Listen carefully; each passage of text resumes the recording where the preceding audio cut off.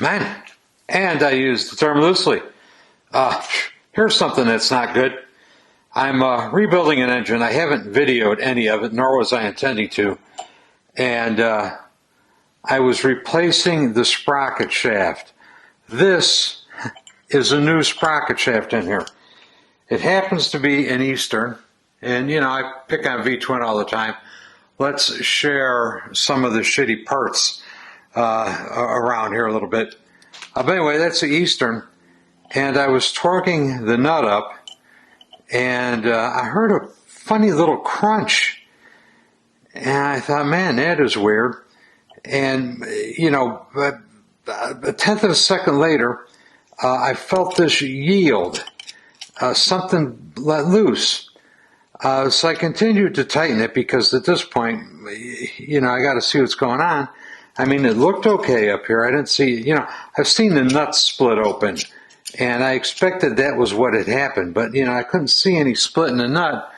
So anyway, I kept tightening it just to see what happened, and off she popped. There you go. Look at that shit, huh?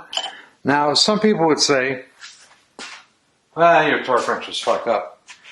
And it very well could have been, except for that this is a CDI torque wrench.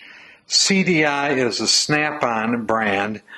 This was a $250 torque wrench, okay?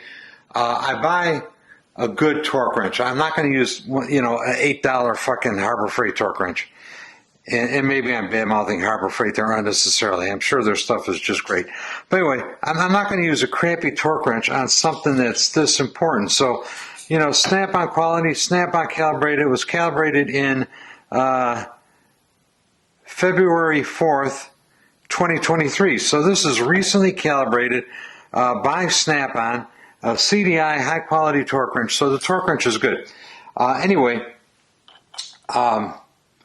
I have another flywheel laying around, and I installed the old sprocket shaft into this, you know, other random flywheel, tightened it down with the same torque wrench over here, and it torqued up just fine. I mean, I've done a lot of these. I know about what they feel like when I'm getting close to 100, 150, and you know, the other one felt just fine. There was nothing weird going on. The torque wrench clicked when it was supposed to click based on my calibrated, you know, shoulder and all that.